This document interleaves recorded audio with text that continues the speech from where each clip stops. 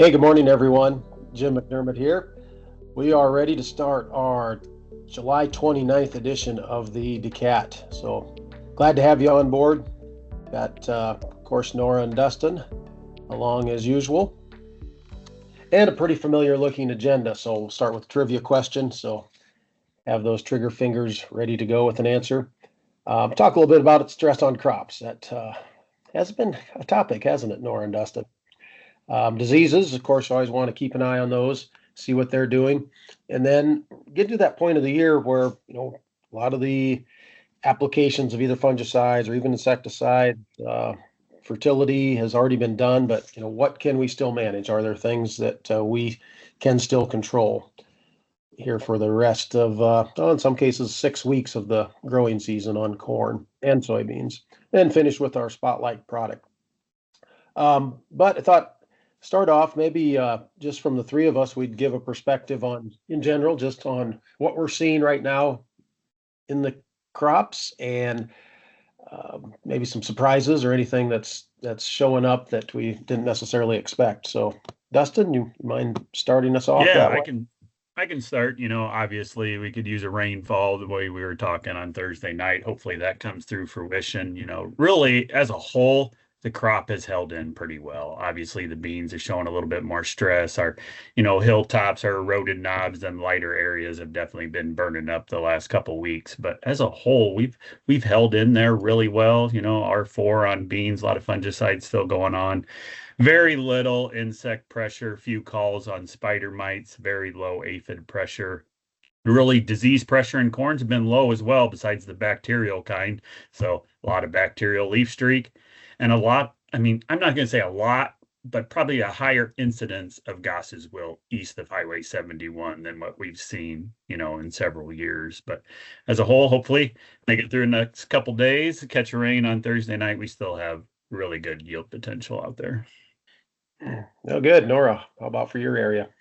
Good morning, everybody. So I really am straddling kind of two worlds here where I have half of my territory is very dry. We're sitting in the 65% of normal rainfall since 1951. And then I have the eastern side of my territory where we have parts that are in the 120% of normal rainfall. So a lot of different conversations happening there. To my west, we're dealing with the bacterial diseases, just like Dustin said. We have Goss's wilt, we have bacterial leaf streak, really starting to see the fields that guys mudded in, right? Those fields have started to burn up much more quickly.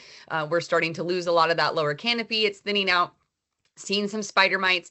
We are having a higher incidence of some extended diapause. Some fields are catching us off guard that we did not know had problems, but it is an even year thing here for like a Sac, Crawford, Carroll County area. When you look to the east, we are seeing a little bit higher amounts of fungal pathogens. Again, still seeing some of those guys who mudded corn in, right? We're seeing some of those winds and storms have loosened those roots up that weren't structurally sound. And then we'll also hit in the DEKALB here later to the east. We're seeing a little bit of a new disease called curvularia. So a lot of yield potential still, but really seeing that difference in weather across my territory. Yeah, and I would concur with a lot of that. The fungal foliar diseases seem to have pretty well leveled off with obviously warm, dry weather. Yeah, Goss's is making its usual appearance in some of the typical places, but seems like it's maybe a little more widespread overall. But yeah, like Nora said, I think the yield potential is the key, both on corn and soybeans, and that's going to be the trivia question as far as what type of yield is still out there. But obviously, light ground is suffering, but we're at that brink. We're at that point where rain can still save a heck of a lot. So hopefully that does come through. But yeah, I guess no major surprises or nothing out of the ordinary for the weather that we've been having from my standpoint. So speaking of that, jump right into the trivia question. So how much yield is yet to be determined on soybeans that are at R4? We've got a lot of soybeans at R4. We've got those pods that are elongated in the top four nodes. We're just about to get to seed fill. Some of the earlier planted fields are definitely at R5 where we're filling out those pods, but a little hint, it's probably a big number. Pierce is saying 30%. Oh. I think I'm going to give it to David. We've got 60 to 70%, so that is correct. It's actually just a touch higher than that, but that does include the right answer. So David is our trivia winner this morning. We all know beans are made in August. It's been said every year. And yeah, at this point, essentially 3/4 of that yield is yet to be determined. Kind of crazy when you think about it. So also makes you a little bit nervous when you think about, okay, fungicide is important, controlling these late aphids, controlling spider mites, all the things that we can control. We certainly need to on soybeans. So a lot of yield yet to be determined. On the GDU accumulation, I picked Emmetsburg and Palo Alto County this morning. So running ahead as we have been, over the last month, maybe not as much as what you might expect. I guess I was expecting GDUs to be a little farther ahead, but from that earlier planting date to 119 ahead of the long-term average. And then you can see the 22nd and 5th of May planting dates running in the 60s. So, this time of the year, we've been accumulating 25, 28 GDUs a day. So really those later planting dates, we're looking at only 3 days roughly ahead of the long-term average. And from the earlier April planting dates, or we're talking about maybe five days roughly ahead. So slightly ahead, but not as much as what I expected considering the heat and some high nighttime temperatures that we've had over the last week. And then looking at the overall corn conditions, kind of interesting, especially this time of the year when we can really start to see some things on ear fill. But most all the Midwest states, other than Missouri, either maintained or dropped over this last week, for obvious reasons with the moisture situation. In fact, I think U.S. as a whole dropped 4%. And I did see a comment this morning. This was the biggest drop for this time of the year in the last 20 years. So just driving home the impact of what hot, dry weather has done during that critical reproductive stage. But Iowa officially was unchanged, still 80% good to excellent, which is a extremely high number. And then on the soybeans, not quite as much movement, again, with so much yield to be determined in the month of August. But Iowa did have that 1% tick downwards on soybean conditions overall. And another way to look at how this stress is affecting us, Dustin, if you want to talk about the stress degree days. Yeah. So we put this in the newsletter this week as well. So as you look at stress degree days, and what we're really looking at, at 86 degrees, we have maximum photosynthetic capabilities. And after that, we're just starting to stress the crop. So when we calculate stress degree days, it's the high temperature over 86. And then you add them up through the year and you accumulate, it's really just a kind of rule of thumb, as you get to 140 stress degree days for the year, it is said that it's going to be hard for that particular area to achieve trend line yields. Now, there's probably several different factors that are going to come into that, duration of the heat, timing of the heat. Obviously, we are in grain fill period now, and having these really hot days are a little more stressful for our crop. And along with that, available water. So it's just kind of a rule of thumb, that 140. So as you look at across the area, we're getting right there or over in a lot of our areas. But so just want to call it out. But you look at, even last year we're trending higher than last year, but going to keep an eye on this to see how we progress with stress degree days. Yeah, another factor that the dry weather is going to bring on too is this picture on the right. Obviously some potassium deficiency, also seeing nitrogen firing, just another symptom of the stress that this crop is under. This is actually pretty heavy ground, so kind of an indirect effect. If we get that moisture, we can still get uptake. But as we are seeing potassium deficiencies this time of the year, of course, then we know stalk quality. And if we stay dry, cannibalization late season. So that's one thing that you think about, maybe not directly affecting the ear fill, but long term, that's going to affect our standability and just the health of the corn plant as it goes into September and October. Nora, you had mentioned the precip and the haves and the have-nots, but there you go. Yeah, this is something that we're running for you guys every other week. This is just for Mesonet. There's a couple different ways. If you're really interested in this kind of stuff, let me know. There's a couple different ways to look at this. And I know Dustin has an additional service that he looks at from Eric Snodgrass. Yep. Some really cool stuff to look at these patterns, but moral of the story is that west side of the state is very dry. Ida County, exceptionally dry, and we're really starting to feel that. So as we are talking with our growers, setting expectations, we know that the hybrids nowadays have been put through the ringer. The genetics that we put on the table, top notch. They're able to handle a lot. But between the stress degree days and this rainfall, we need to be talking with our growers and just giving them the update and setting that expectation, right? That we learned that last year, that those conversations, that those of you that talked to your growers, had them understand that there were some impacts, had a lot smoother fall than the guys who were surprised about serious impacts. So just something to keep in mind as you're going forward. Nice little blip there in kind of central Plymouth County. And actually, I've got a number of fields and climate in there, and they have had a little bit more each time we get something, but I'm sure they maybe argue and say they're still under stress too. There's some really cool visualizations on Mesonet that are radar based, but the scale gets hard to understand. But you can really kind of see some of those areas and patterns that have gotten it versus not.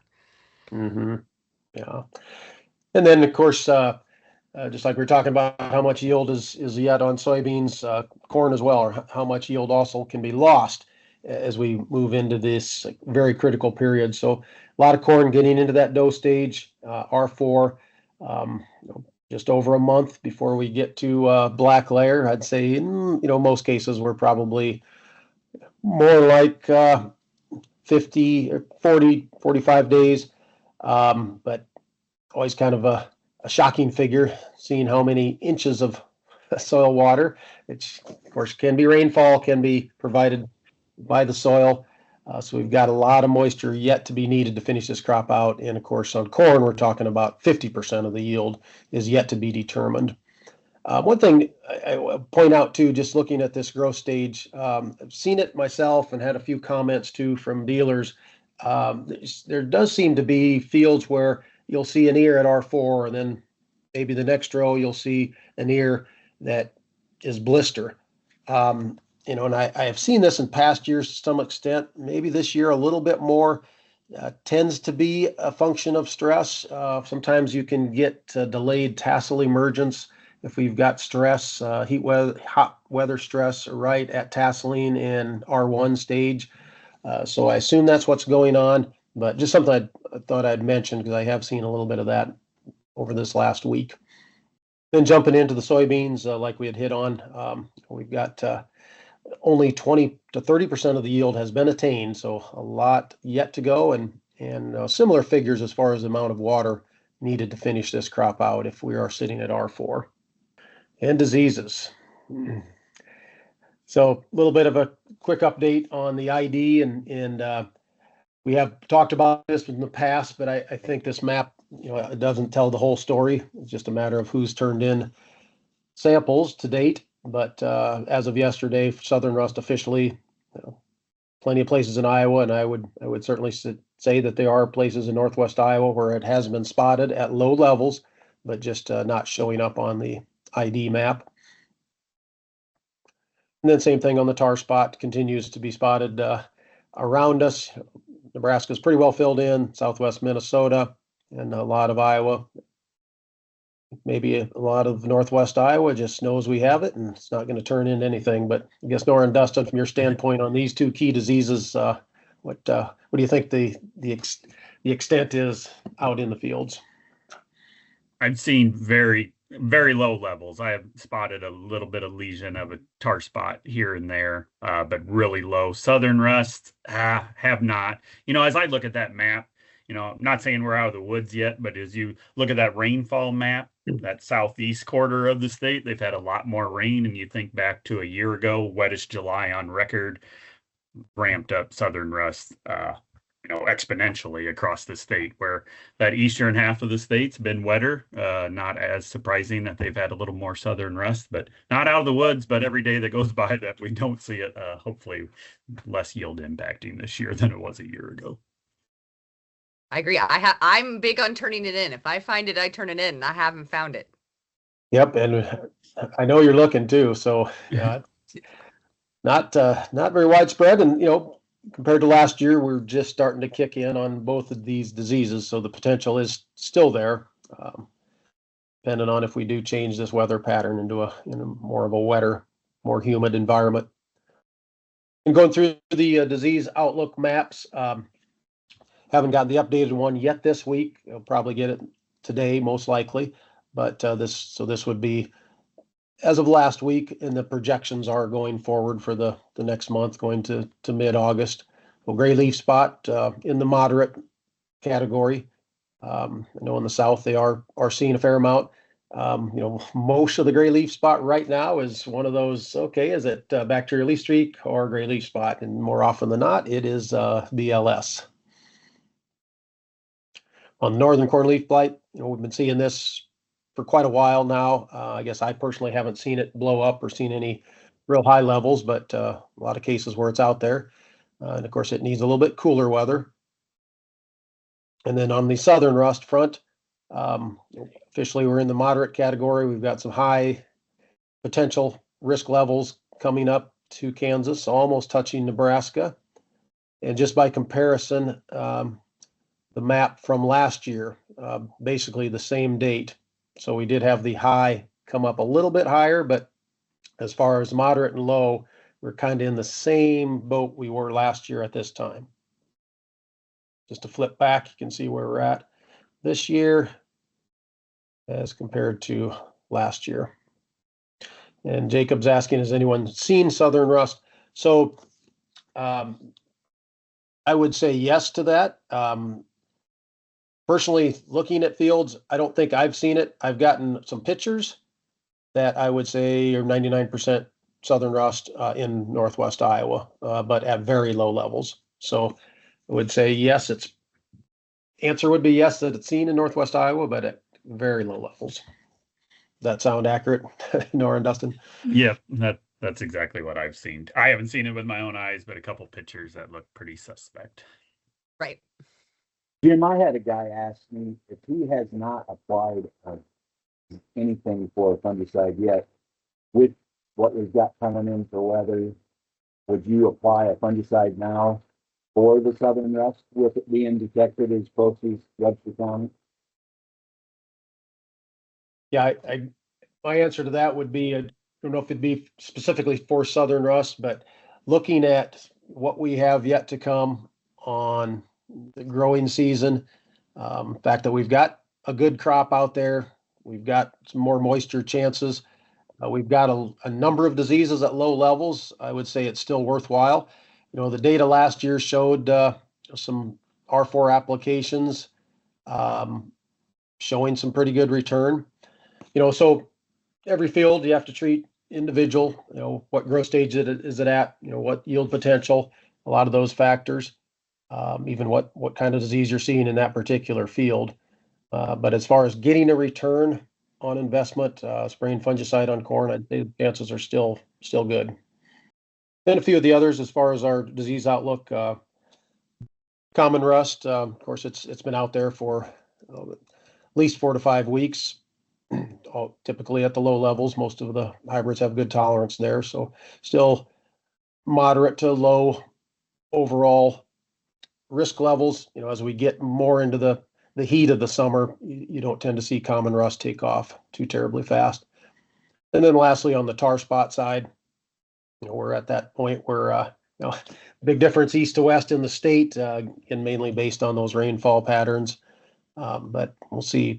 Guessing that might change, and just knowing that we've got inoculum, knowing that we've got potential for tar spot, I still look for this to be a pretty critical disease here over the next 6 weeks of the growing season.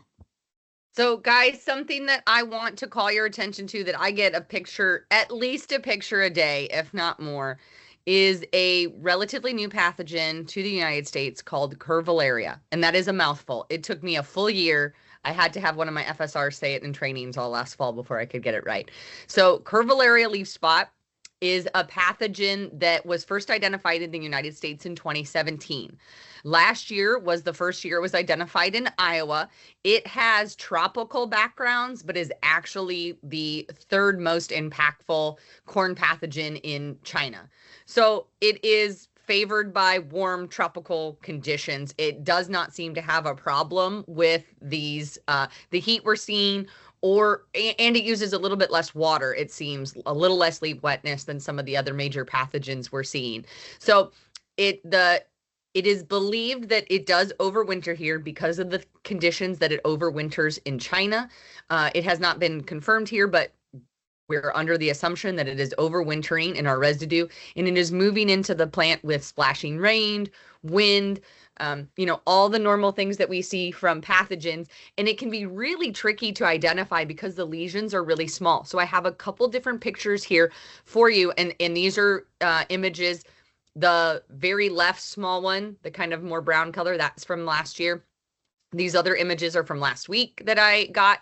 So as we progress, we will expect to see tan lesions in the middle, similar to eye spot, but it's going to have a kind of more red-brown around the center of that lesion. But what is really identifiable right now is this kind of highlighter yellow when you backlight these leaves. Very small lesions, very bright yellow. We can see here from our dealer, Brian, the picture with his thumb. This is him looking down, and you're like, kind of, what's going on with this leaf? And as soon as you backlight it, you can see these very small lesions. So that's a really identifiable symptom of this pathogen. We do not fully understand the yield impact in the United States, especially this far north in Iowa right now.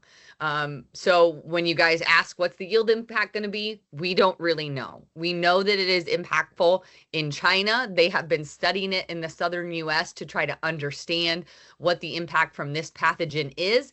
But up until this point, it has not been the dominant pathogen. In the studies that I've seen out of Mississippi, out of Louisiana, it has been in partnership with other pathogens. And so identifying this specific yield impact has been difficult. It's been identified in Iowa, Minnesota, Indiana, Delaware, Mississippi, and Kentucky and Louisiana. So kind of a splattering. It's probably in more of the Southeast United States. It's something that in a breeding world, we know that there is genetic differences. You may see some dramatic differences across the field or in a plot between multiple, and I've seen dramatic differences across multiple brands. But it's not something we're currently rating for. It's not something we're currently selecting for in the breeding program. But I just want you guys to be aware because I'm getting so many questions about this. We covered bacterial leaf streak in the last DAACAT call because we were getting a lot of calls about that. This one is just something for you to keep your eyes on. In this kind of west central area, it can be hard. People are going, is this spider mites? Is this curvularia? So that stippling effect can be kind of confusing. Make sure you're highlighting the leaf up to the sun. Make sure that you're flipping that leaf over to identify if there's any webbing. And if you have any questions, just give one of us a call. Jim or Dustin, do you have anything else to add? No, I've gotten several too as well. I mean, not widespread, but definitely some pictures. I see Scott's got a question in the chat. There are, I mean, I think if you look at most of the strobilurins on the market have some effectiveness against curvularia. But it is not actively on the label, just so you know, because it wasn't in the U.S. We weren't labeling for it. Very good. Well, moving on to the next topic, talking about things we can still manage. And, a lot of this insect, of course, depends on weather conditions from this point on. But we've been in this hotter, drier pattern. And of course, that's what spider mites like. But Dustin, you want to talk a little bit about spider mites and maybe what you're seeing? Yeah, exactly. Getting a few calls, nothing widespread, but here's a picture of a soybean leaf that you're going to see this stippling effect. And as you go on to the next slide, Jim, as we're thinking about when do we need to make a application or try to control these spider mites. It's on a 0 to 5 scale. As we get to 3, as you get that stippling effect on the lower leaves and start moving up the canopy, you're starting to get to economic threshold. And then as it progresses farther and farther up the canopy, that's when we need to make applications.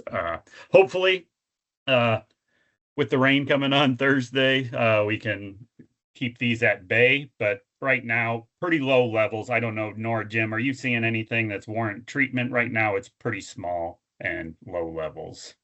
No, we've had guys that while they're going across with their fungicide applications in corn and soybeans have been changing their insecticide as a preemptive measure to make sure we don't get a flare up. There haven't been any active passes just for spider mites. Yeah, similar. Yeah. Seen some spider mites, but not anything that's just taken off. And then here's a picture, just like kind of Nora was saying, sometimes you can get confused with curvularia or other things going on out there. Usually begins in the lower canopy and again, kind of progresses up. And as you look at, as we look at recommending spray for spider mites in corn, again, as we progress up that canopy, we're going to have to warrant a treatment, especially, the last few weeks has been really conducive to spider mites. It's been hot and dry. And as we get those temperatures up to 95 degrees, we can really see them flare up.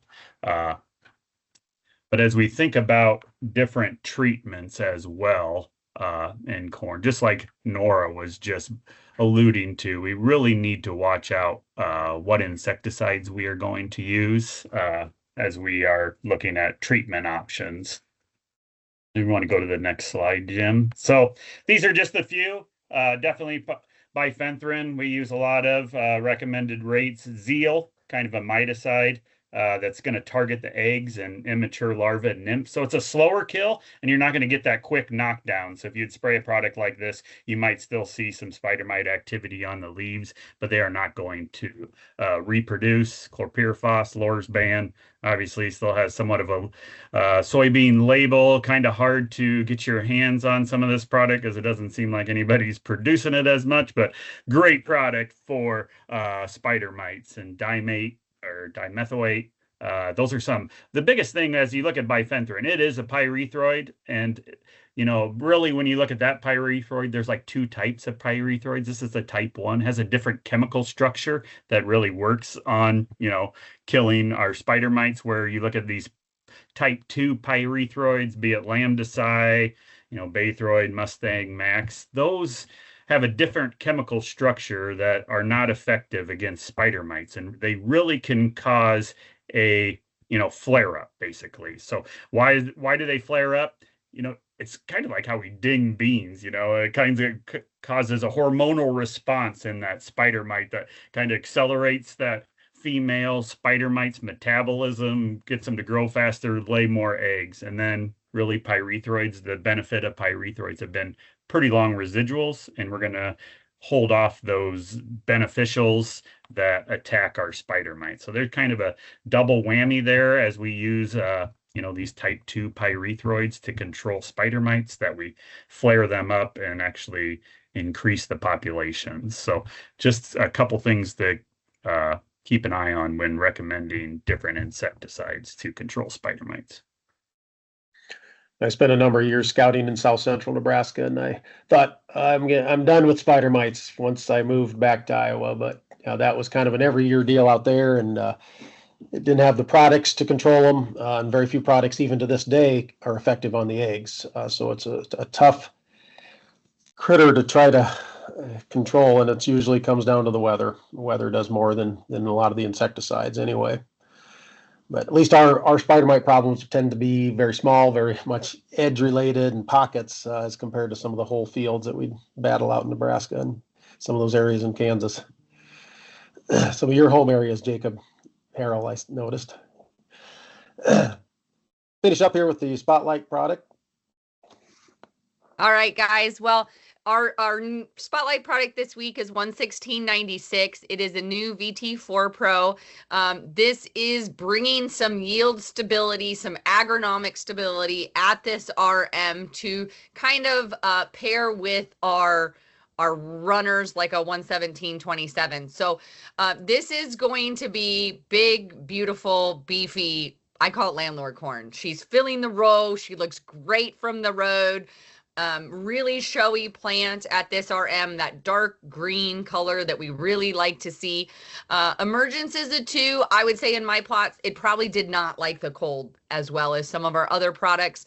So probably not a first in the ground type, but it's going to be a semi-fixed ear, medium to medium high populations with long husk coverage, a long slender ear. It is supposed to have a nose on it. They did call that out in the breeding. So if we see a little bit of tip on this product, don't worry. It's supposed to do that.